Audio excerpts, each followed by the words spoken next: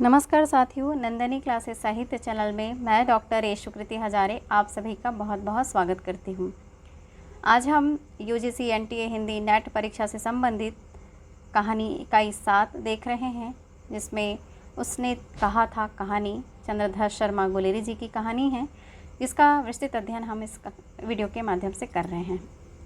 Telegram समूह में भी आप शामिल हो सकते हैं।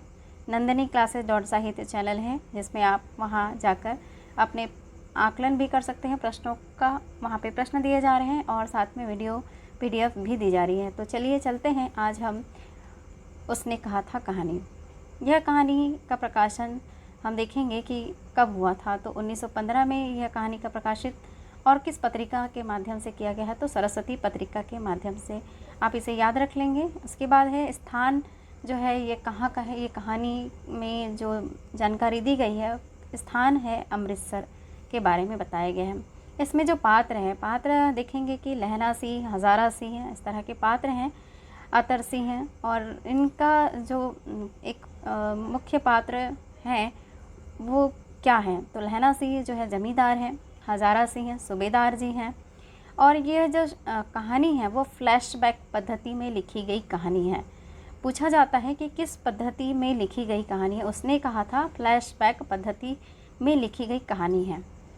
प्रश्न यह भी है कि गुलेरी जी की पहली कहानी कौन सी है। तो गुलेरी जी की पहली कहानी सुखमय जीवन है। इसके बारे में हम नीचे विस्तृत जानकारी देंगे, जो कि आपको नीचे और भी जानकारी महत्वपूर्ण बिंदु का वर्णन किया गया है।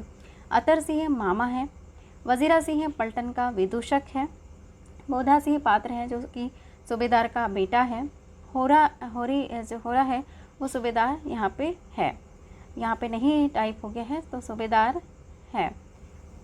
तो इस तरह के है। और इसमें जानकारी देखेंगे कि लहंगा जो है 77 राइफल्स में जमादार हो गया है। फ्रांस और बेल्जियम युद्ध की कहानी है।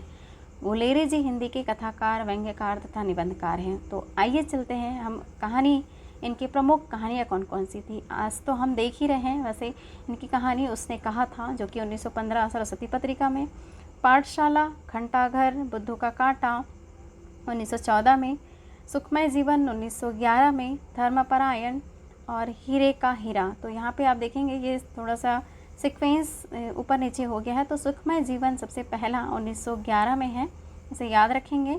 1915 में उसने कहा था, 1914 में बुद्धू का कांटा। तो इस तरह की इनकी रचनाएं हैं। अब हम आगे इनके पूरे कहानी के बारे में जानते हैं। तो चलिए चलते हैं कहानी की ओर। शब्दों की कारीगरी से एक अद्भुत प्रेम कहानी, कहानी बयान करने वाले चंद्रधर शर्मा की कहानी उसने कहा था। कुछ 2014 में पूरे 100 साल पूरे हो गए। हिंदी साहित्य में सबसे पुरानी कहानी माने जाने वाली उसने कहा था कि संवाद आज भी दिलो दिमाग पर छाए रहते हैं। यहाँ सुनते हैं 1915 में चंद्रधर शर्मा गुलेरी की लिखी कहानी उसने कहा था। बड़े बड़े शहरों के इक्की गाड़ी वालों की जबान की कोड़ों से जिनकी पीठ छिल गई है और कान पक गए हैं, उनसे हमारी प्रार्थना है कि अमृतसर के बम्बू काट वालों की बोली का मरहम लगाए। जब बड़े बड़े शहरों की चौड़ी सड़कों पर घोड़े की पीठ चाबुक से धुनते हुए इक्के वाले कभी घोड़े की नानी से अपना निकट संबंध स्थिर करते हैं, कभी राह चलते पैदलों की आंखों के न होने पर तरस खाते हैं, कभी उनके पैरों की अंगुलियों के पोरे को चींघ कर अपने को ही सताया हुआ बताते हैं और संसार भर की ग्लानि, निराशा और क्षोभ के अवतार बने नाग के सिद्ध चले जाते हैं। तब अमृतसर में उनका बिरादरी वाले तंग चक्करदार गलियों में हर एक लुढ़ी वालों के लिए ठहर कर सब्र का समुद्र उमड़ कर, बच्चों खालसाजी, हटो भाईजी, ठहरना भाईजी, आने दो लाला जी, हटो बाजा कहते हुए सफ़ेद फेटो, खच्चरों और बतकों, गन्ने और खोमचों पर भारे वालों के जंगल में से राह खेते हैं। क्या मजाल है कि जी और साहब बिना सुने किसी को हटना पड़े। यही बात नहीं कि उनकी जीप चलती नहीं, पर मीठी छुरी की तरह महीन मार करती हुई। यदि कोई बुढ़िया बार बार चेतावनी देने पर भी लीक से नहीं हटती, तो उनकी बचनावली के ये नमूने, हट जा जीणे जो ये, हट जा कर्मा वाल ये, हट जा पुता प्यार ये, बज्जा लंबी वाली है। समष्टि में इनका अर्थ है कि तू जीने योग्य है, तू भाग्यों वाली है, पुत्रों की प्यारी है, लंबी उम्र तेरे सामने है, तू क्यों मेरे पहिए के नीचे आना चाहती है, बच जा।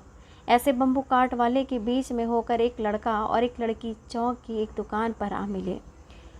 उसके बालों और उसके ढीले सूतने से जान पड़ता था कि दोनों सिख है। वह अपने मामा के केश धोने के लिए दही लेने आया था और यह रसोई के लिए बढ़िया दुकानदार एक परदेसी से गूंथ रहा था जो शेर भर गीले पापड़ों की गड्डी को गिने बिना हटता न था। तेरे घर कहाँ है? मगरे में। और तेरे मांझे में क्या कहाँ रहती है? अतरसी की बैठक में। वे मेरे मामा होते हैं। मैं भी मामा के यहाँ आया हूँ। उनका घर गुरु बाजार में है। इतने में दुकानदार निपटा और इनका सौदा देने लगा। सौदा देकर दोनों साथ साथ चले। कुछ दूर जाकर लड़के ने मुस्कुराकर पूछा, तेरी कुड़माई हो गई?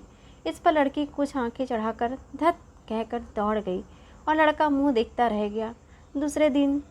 दूसरे तीसरे दिन सब्जी वाले के यहाँ फिर दूध वाले के यहाँ अकस्मात दोनों मिल जाते। महीना भर यही हाल रहा। 2-3 बार लड़के ने फिर पूछा, तेरी कुड़माई हो गई? और उत्तर में वही धत मिला। एक दिन जब फिर लड़के ने वैसे ही हंसी में चढ़ाने के लिए पूछा तो लड़की लड़के के संभावना के विरुद्ध बोली, हाँ हो गई। कब? कल। देखते नहीं यह रेशम से कढ़ा हुआ सालू? लड़की भाग गई। लड़के ने घर की राह ली। रास्ते में एक लड़के को मोरी में ढकेल दिया। एक छाबड़ी वाले को दिन भर की कमाई खोई। एक कुत्ते का पर पत्थर मारा और एक गोभी वाले के ठेले पर दूध उड़ेल दिया। सामने नहाकर आती हुई किसी वैष्णवी से टकराकर अंधे की उपाधि पाई। तब कहीं घर पहुंचा। राम राम, यही भी कोई लड़ाई है? दिन रात खंदकों में बैठे हड्डियां अकड़ गई। लुधियाना से 10 गुना जाड़ा और मेह और बर्फ, ऊपर से पिंडलियों तक कीचड़ भी धसे हुए। जमीन कहीं दिखती नहीं। घंटों 2 घंटों में कान के पर्दे फाड़ने वाले धमाके के साथ सारी खंदक खिल जाती है और 100-100 गज धरती उछल पड़ती है। इस गैबी गोले से बचे तो कोई लड़े। नगरकोट का जलजला सुना था। यहाँ दिन में 25 जलजले होते हैं। जो कहीं खंदक से बाहर साफा की कोहनी निकल गई तो चटाक से गोली लगती है। ना मालूम बेईमान मिट्टी में लेटे हुए हैं या घास की पत्तियों में छिपे रहते हैं। लहनासी और 3 दिन हैं। 4 तो खंदक में बिता ही दिए। परसों रिलीफ आ जाएगी और फिर 7 दिन की छुट्टी। अपने हाथों झटका करेंगे और पेट भर खाकर सो रहेंगे। उसी फिरंगी मेम के बाग में मखमल की सी हरी घास है। फल और दूध की वर्षा कर रही है। लाख कहते हैं दाम नहीं लेती। कहती है तुम राजा हो, मेरे मुल्क को बचाने आए हो। 4 दिन तक पलक नहीं झपकी। बिना फेरे घोड़ा बिगड़ता और बिना लड़े सिपाही। मुझे तो संगीन चढ़ाकर मार्च का हुक्म मिल जाए, फिर 7 जर्मनों को अकेला मार कर ना लौटूं तो मुझे दरबार साहब की देहली पर मत्था टेकना नसीब ना हो। बाजी कहीं के कलों के घोड़े संगीन देखते ही मुंह फाड़ देते हैं और पैर पकड़ने लगते हैं। यूँ अंधेरे में 30-30 मन का गोला फेंकते हैं। उस दिन धावा किया था। 4 मील तक एक जर्मन नहीं छोड़ा। पीछे जनरल ने हट जाने का कमाल दिया। नहीं तो सीधे बर्लिन पहुंच जाते। क्यों? सूबेदार हजार सिंह ने मुस्कुराकर कहा, लड़ाई के मामले जमादार या नायक ने चलाए नहीं चलते। बड़े अफसर दूर को की सोचते हैं। 300 मील का सामना है। एक तरफ बढ़ गए तो क्या होगा? सूबेदार जी सच है, लहनासी बोला, पर करे क्या? हड्डियों में तो जाना धंस गया है। सूर्य निकलता नहीं और खाई में दोनों तरफ से चंबे की बावलियों में से सोते झर रहे हैं। एक धावा हो जाए तो गर्मी आ जाए। उद्यमी उठ, सिगड़ी में कोले डाल। वजीरा, तुम 4 जने बाल्टियां लेकर खाई की पानी बाहर फेंको। महासिंह, शाम हो गई है, खाई के दरवाजे का पहरा बदल दे। यह कहते हुए सूबेदार सारी खंदक में चक्कर लगाने लगे। वजीरा सिंह पलटन का विदूषक था। बाल्टी में गंदला पानी भरकर खाई के बाहर फेंकता हुआ बोला, मैं पाधा बन गया हूँ। करो जर्मनी के बादशाह का तर्पण। इस पर सब खिलखिला पड़े और उदासी के बादल फट गए। लहना सिंह ने दूसरी बाल्टी भर कर उसके हाथ पर देकर कहा, अपनी बाड़ी के खरबूजों में पानी दो। ऐसा खाद का पानी पंजाब भर में नहीं मिलेगा। हाँ, देश क्या है, स्वर्ग है। मैं तो लड़ाई के बाद सरकार से 10 धुआं जमीन यहाँ मांग लूँगा और फलों के बूटे लगाऊँगा। लाड़ी होरा होरा को भी यहाँ बुला लूँगी। यह वही दूध पिलाने वाली फरंगी मैम। चुप कर, यहाँ वालों की शर्म नहीं। देश देश की चाल है। आज तक मैं उसे समझा ना सका कि सिख तंबाकू नहीं हो पीते, वह सिगरेट देने में हट करती है, होठों में लगाना चाहती है और मैं पीछे हटता हूँ तो समझती है कि राजा बुरा मान गया, अब मेरे मुल्क के लिए लड़ेगा नहीं। अच्छा, अब बोझी है कैसा है? अच्छा है, जैसे मैं जानता ही ना हूँ। रात भर तुम अपने कंबल उसे उड़ाते हो और आप सिगड़ी के सहारे गुजर करते हो। उसके पहरे पर आप पहरा दे आते हो, अपने सूखे लकड़ी के तख्तों पर उसे सुलाते हो। आप कीचड़ में पड़े रहते हो, कहीं तुम न मांदे पड़ जाना। जाड़ा क्या है, मौत है, और निमोनिया से मरने वालों को मुरब्बे नहीं मिला करते। मेरा डर मत करो, मैं तो बुलेल की खड़ के किनारे मरूंगा। भाई किरा सिंह की गोदी पर मेरा सिर होगा और मेरे हाथ के लगाए हुए आंगन के आम के पेड़ की छाया होगी। वजीरा सिंह ने त्योरी चढ़ाकर कहा, क्या मरने मारने की बात लगाई है? मरे जर्मनी और तुर्क। हाँ भैया, भाइयों कैसे? दिल्ली शहर ते पिशोर न दो जान दिए, कर लेना लौंगा दा बपार माड़िए, कर लेना नांदेड़ा सौदा अड़िए। ओए लाना चटाका कदवे नऊ, न बनाया वे मज़ेदार गोरिए, हुण ना चटाका कंदवे नऊ। कौन जानता था कि दाढ़िया वाले घरबारी सिख ऐसा लुच्चों का गीत गाएंगे, पर सारी खंदक इस गीत से गूंज उठी और सिपाही फिर ताजे हो गए, मानो 4 दिन से सोते हुए मौज ही करते रहे हो। दोपहर रात हो गई, अंधेरा है, सन्नाटा छाया हुआ है। बोधा सिंह खाली बिस्कुटों के 3 टीनों पर अपने दोनों कंबल बिछाकर और लहना सिंह के 2 कंबल और एक बरान कोट ओढ़कर सो रहा है। लहना सिंह पहरे पर खड़ा हुआ है, एक आंख खाई के मुंह पर और एक बोधा सिंह के दुबले शरीर और बोधा सिंह कराया। क्यों बोधा भाई, क्या है? पानी पिला दो। लहना सिंह ने कटोरा उसके मुंह से लगाकर पूछा, कहो कैसे हो? पानी पीकर बोधा बोला, कंपनी छूट रही है, रोम रोम में तार दौड़ रहे हैं, दांत बज रहे हैं। अच्छा, मेरी जर्सी पहन ले। और तुम? मेरे सिगड़ी के पास मुझे गर्मी लगती है, पसीना आ रहा है। ना, मैं नहीं पहनता। 4 दिन से तुम मेरे लिए। हाँ, याद आई, मेरे पास दूसरी जर्सी है, आज सवेरे ही आई है, विलायत से बुन बुन कर भेज रही है मेमे, गुरु उनका भला करे। यो कहकर लहना अपना कोट उतार कर जर्सी उतारने लगा। सच कहते हो और नहीं झूठ? यो कहकर नहीं करते बोधा को उसने ज़बरदस्ती जर्सी पहना दी और आप खाकी कोट और जीन का कुर्ता भर पहनकर पहरे पर आ खड़ा हुआ। मेम की जर्सी की कथा केवल कथा थी। आधा घंटा बीता, इतने में खाई के मुंह से आवाज़ आई, सूबेदार हज़ारा सिंह। कौन? लेफ्टिनेंट साहब। हुकुम हुजूर, कहकर सूबेदार तनकर फौजी सलाम करके सामने हुआ। देखो, इसी समय धावा करना होगा। मील भर की दूरी पर पूरब के कोने से एक जर्मन खाई है, उसमें 50 से ज़्यादा जर्मन नहीं हैं। इन पेड़ों के नीचे नीचे 2 खेत काटकर रास्ता है, 3-4 घुमाव हैं, जहाँ मोड़ है वहाँ 15 जवान खड़े कर आया हूँ। तुम यहाँ 10 आदमी छोड़कर सबको साथ ले, उनसे जा मिले, खंदक छीनकर वही, जब तक दूसरा हुक्म ना मिले डटे रहो, हम यहाँ रहेगा जो हुक्म। चुपचाप सब तैयार हो गए। बोधा भी कंबल उतार कर चलने लगा। तब लहना सिंह ने उसे रोका। लहना सिंह आगे हुआ तो बोधा के बाप सूबेदार ने उंगली से बोधा की ओर इशारा किया।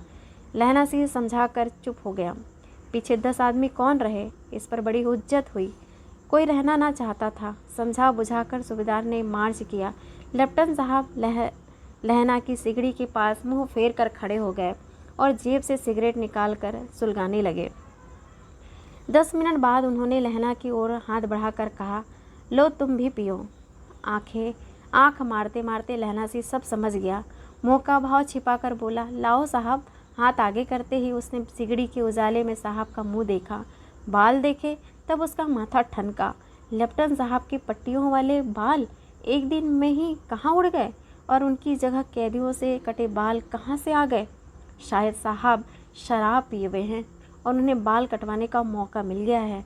लहना सिंह ने जांचना चाहा। लेफ्टिनेंट साहब 5 वर्ष से उसकी रेजिमेंट में थे।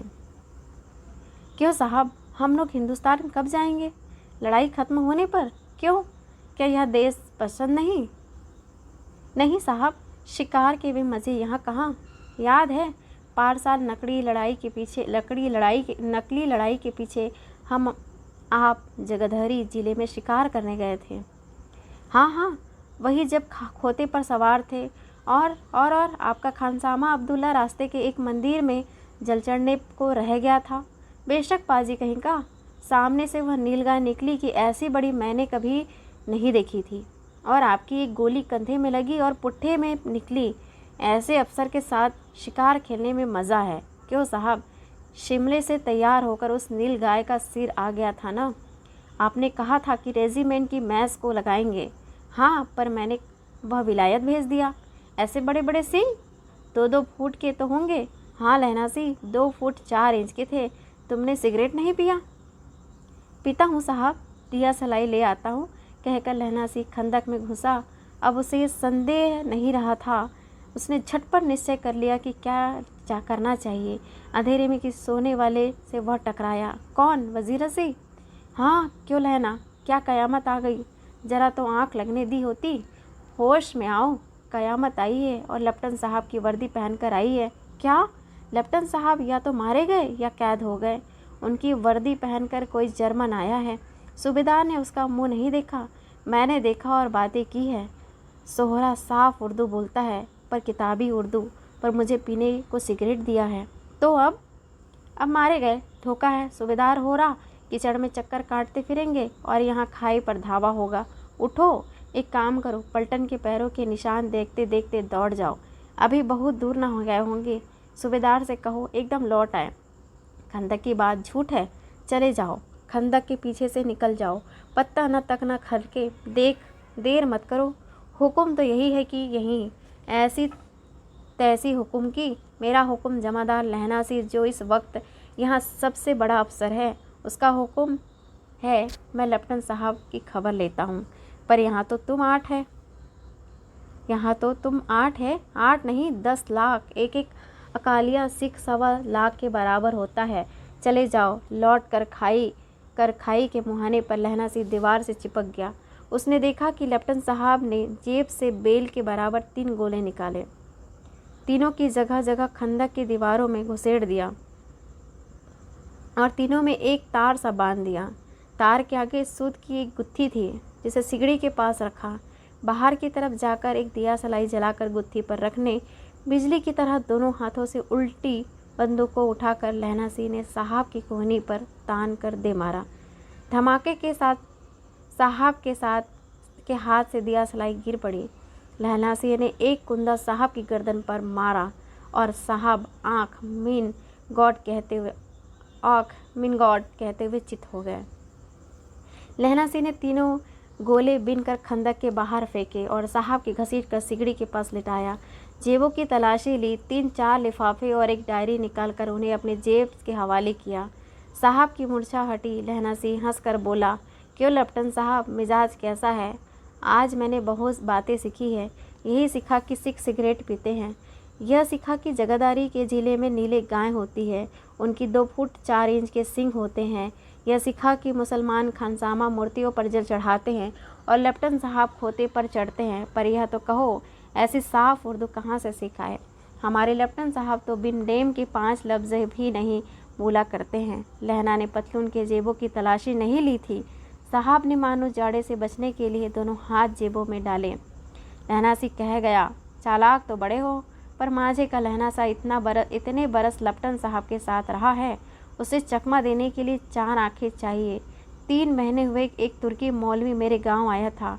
औरतों को बच्चे होने का ताबीज़ बांटता था और बच्चों की दवाई देता था। चौधरी के बड़ के नीचे मंजा बिछाकर हुक्का पीता रहता था और कहता था कि जर्मन वाली बड़े पंडित है, वेद पढ़ कर उसमें से विमान चलाने की विद्या जान गए हैं। गौ नहीं मारते, हिंदुस्तान में आ जाएंगे तो गौ हत्या बंद कर देंगे। मंडी की बनियों को बहकाता कि डाक खाने से रुपया निकाल लो, सरकार का राज्य जाने वाला है। डाक बाबू पोलूराम भी डर गया था। मैंने मुल्ला दी दाढ़ी मूंड दी थी और गांव से बाहर निकाल कर कहा था, जो मेरे गांव में अब पैर रखा तो। साहब की जेब में से पिस्तौल चला और लहनासी की जांघ में गोली लगी। इधर लहना की हेनरी मार्टिन के 2 फायरों ने साहब की कपाल क्रिया कर दी। धड़ाक धड़ाका सुनकर सब दौड़ आए। बोधा चिल्लाया, क्या है? लहना सिंह ने उसे यह कहकर सुला दिया, एक हड़का हुआ कुत्ता आया, मार दिया। और औरों से सब हाल कह दिया। सब बंदूकें लेकर तैयार हो गए। लहना ने साफा फाड़कर घाव के दोनों तरफ पट्टियां कसकर बांधी। घाव मांस में ही था। पट्टियों के कसने से लहू निकलना बंद हो गया।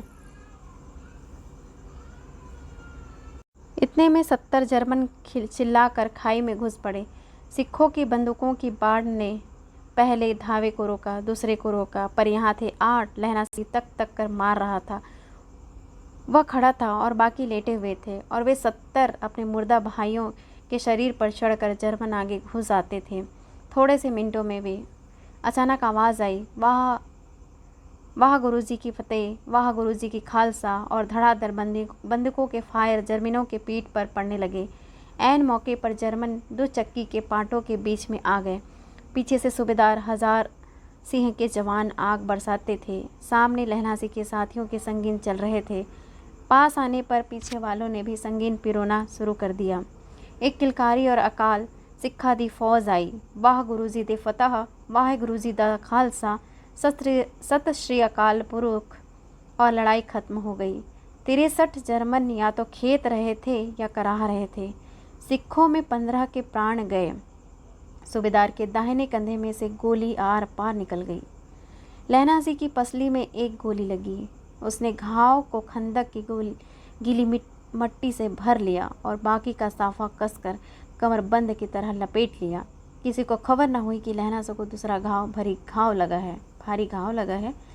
लड़ाई के समय चांद निकल आया था, ऐसा चांद जिसके प्रकाश से संस्कृत कवियों का दिया हुआ छई नाम सार्थक होता है। और हवा ऐसे चल रही थी जैसे बाण भट्ट की भाषा में दंत वीणों प्रदेशाचार्य कहलाती।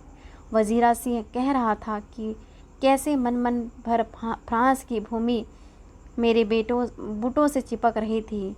जब मैं दौड़ा सूबेदार के पीछे गया था, सूबेदार लहना से सारा हाल सुन और कागजात पाकर वे उसके तुरंत बुद्धि को सराह रहे थे और कह रहे थे कि तू ना होता आज सब मारे जाते। इस लड़ाई की आवाज़ 3 मील दाहिनी और की खाई वालों से सुन ली थी। उन्होंने पीछे टेलीफोन कर दिया था। वहाँ से झटपट 2 डॉक्टर और 2 बीमार ढोने की गाड़ियाँ चली, जो कोई 1.5 घंटे के अंदर आ पहुँची। फील्ड अस्पताल नज़दीक था। सुबह होते होते वहाँ पहुँच जाएंगे, इसलिए मामूली पट्टी बांधकर एक गाड़ी में घायल लिटाए गए और दूसरे में लाशें रखी गई। सूबेदार ने लहना सिंह की जांघ पर पट्टी बंधवानी चाहिए। उसने यह कहा कर टाल दिया कि थोड़ा घाव है, सवेरे देखा जाएगा। बोधा सिंह ज्वर में बर्रा रहा था। वह गाड़ी में लिटाया गया। लहना को छोड़कर सूबेदार जाते नहीं थे। यह देख लहना ने कहा, तुम्हें बोधा की कसम है और सूबेदारनी जी की सौगंध है जो इस गाड़ी में ना चले जाओ, और तुम मेरे लिए वहां पहुंचकर गाड़ी भेज देना, और जर्मन मुर्दों के लिए भी तो गाड़ियां आती होगी। मेरा हाल बुरा नहीं है, देखते नहीं मैं खड़ा हूँ। वजीरा सिंह मेरे पास ही है। अच्छा, पर बोधा गाड़ी पर लेट गया। भला आप भी चढ़ जाओ। सुनिए तो सूबेदारनी होरा का चिट्ठी लिखो तो मेरा मत्था टेकना, लिख देना, और जब घर जाओ तो कह देना कि मुझसे जो उसने कहा था वह मैंने कर दिया। गाड़ियाँ चल रही थी। सूबेदार ने चढ़ते चढ़ते लहना का हाथ पकड़कर कहा, तैने मेरे और बोधा के प्राण बचाए हैं, लिखना कैसा, साथ ही घर चलेंगे। अपने सूबेदारनी को तू ही कह देना उसने क्या कहा था। अब आप गाड़ी पर चढ़ जाओ, मैंने जो कहा वह लिख देना और कह भी देना। गाड़ी के जाते लहना लेट गया। वजीरा पानी पिला दे और मेरा कमरबंद खोल दे, तर हो रहा है। मृत्यु के कुछ समय पहले स्मृति बहुत साफ हो जाती है। जन्म भर की घटनाएं एक एक करके सामने आती है। सारे दृश्यों के रंग साफ होते हैं। समय की धुंध बिल्कुल उन पर से हट जाती है। लहना सिंह 12 वर्ष का है। अमृतसर में मामा के यहाँ आया हुआ है। दही वाले के यहाँ, सब्जी वाले के यहाँ, हर कहीं उसे एक 8 वर्ष की लड़की मिल जाती है। जब वह पूछता है तेरी कुड़माई हो गई, तब धत कहकर वह भाग जाती। एक दिन उसने वैसे ही पूछा तो उसने कहा, हाँ कल हो गई, देखते नहीं यह रेशम के फूलों वाला सालू। सुनते ही लहना सिंह को दुख हुआ, क्रोध हुआ। क्यों हुआ? वजीरा सिंह पानी पिला दे। 25 वर्ष बीत गए। अब लहना सिंह नंबर 77 राइफल्स में जमादार हो गया है। उस 8 वर्ष की कन्या का ध्यान ही न रहा, ना मालूम वह कभी मिली थी या नहीं। 7 दिन की छुट्टी लेकर ज़मीन के मुकदमे की पैरवी करने वह अपने घर गया। वहाँ रेजिमेंट के अफसर की चिट्ठी मिली कि फ़ौज लाम कर जाती है, फ़ौरन चले आओ। साथ ही सूबेदार हज़ारा सिंह की चिट्ठी मिली कि मैं और बोधा सिंह भी काम पर जाते हैं, लौटते हुए हमारे घर होते हुए जाना, साथ ही चलेंगे। सूबेदार का गांव रास्ते में पड़ता है और सूबेदार उसे बहुत चाहता है। लहना सिंह सूबेदार के यहाँ पहुँचा। जब चलने लगे तब सूबेदार बेड़े में से निकल कर आया। बोला, लहना सिंह, सूबेदारनी तुमको जानती है, बुलाती है, जा मिला। लहना सिंह भीतर पहुंचा। सूबेदारनी मुझे जानती है? कब से? रेजिमेंट के क्वार्टरों में तो कभी सूबेदार के घर के लोग रहे नहीं। दरवाजे पर जाकर मत्था टेकना कहा। असीस सुनी। लहना सिंह चुप। मुझे पहचाना नहीं? तेरी कुड़माई हो गई? धत, कल हो गई, देखते नहीं। रेशमी बूटों वाले सालू अमृतसर में। भाव की टकरार से मूर्छा खुली, करवट बदली, पसली का घाव बह निकला। वजीरा पानी पिला, उसने कहा था। स्वप्न चल रहा था। सूबेदारनी कह रही थी, मैंने तेरे को आते ही पहचान लिया। एक काम कहती हूँ, मेरे तो भाग फूट गए। सरकार ने बहादुरी का खिताब दिया है, लायलपुर के ज़मीन दी है। आज नमक हलाली का मौका आया है, पर सरकार ने हमें तीमिया की एक घंघरिया पलटन क्यों न बना दी, जो मैं भी सूबेदार जी के साथ चली जाती। एक बेटा है, फ़ौज में भर्ती हुए उसे 1 ही बरस हुआ, उसके पीछे 4 और हुए, और पर एक भी नहीं जिया। सूबेदारनी रोने लगी। अब दोनों जाते हैं। मेरे भाग, तुम्हें याद है एक दिन टांगे वाले का घोड़ा दही वाले की दुकान के पास बिगड़ गया था। तुमने उस दिन मेरे प्राण बचाए थे। आप घोड़े के लातों में चले गए थे और मुझे उठाकर दुकान के तख्ते पर खड़ा कर दिया था। ऐसे ही इन दिनों को बचाना, यह मेरी भिक्षा है। तुम्हारे आगे आंचल पसारती हूँ। रोती रोती सूबेदारनी ओबरी में चली गई। लहना भी आंसू पोंछता हुआ बाहर आया। वजीरा सिंह पानी पिला, उसने कहा था। लहना का सिर अपनी गोद में रखे वजीरा सिंह बैठा। जब मांगता है तब पानी पिला देता है। आध घंटे तक लहना सिंह चुप रहा, फिर बोला, कौन? किरत सिंह? वजीरा ने कुछ समझा कर कहा, हाँ भैया, मुझे यहाँ ऊंचा कर ले, अपने पट कर मेरा सिर पर रख ले। वजीरा ने वैसे ही किया।